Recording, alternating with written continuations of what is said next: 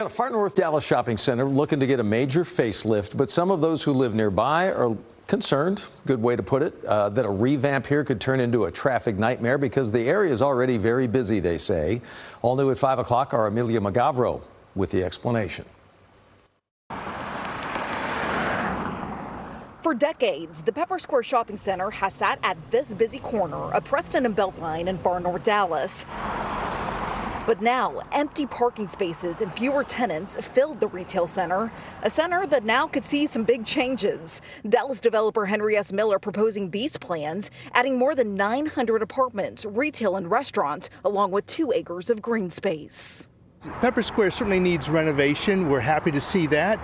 Pepper Square resident Matt Bach says homeowners are all for the revamp, but are not okay with the hundreds of housing units, saying it would create a traffic nightmare at one of the busiest intersections in Dallas. It's starkly out of character with our neighborhood. And I mean, it seems like it's sort of a jumble of apartment buildings thrown on top of commercial buildings. And just down the street here at Hillcrest Village, this is actually another example of an old shopping center being revitalized. Now, the city argues that these projects are great for the city. It revamps and kind of gives a facelift to the city, but also gives a lot more dining and housing options to Dallas's booming population.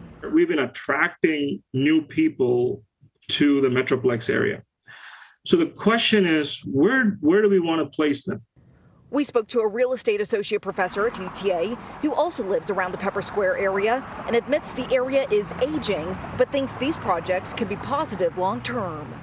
It would bring in a younger population. It would bring in jobs back to the city. And again, and density means it brings more revenue to the city. The plan is going before the City Planning and Zoning Commission Thursday. Bach says he and dozens of other neighbors will be at that meeting to voice their concerns. So I hope they say no to this, come back with a better development, work with the neighborhood. In Dallas, Amelia Magavro, CBS News, Texas.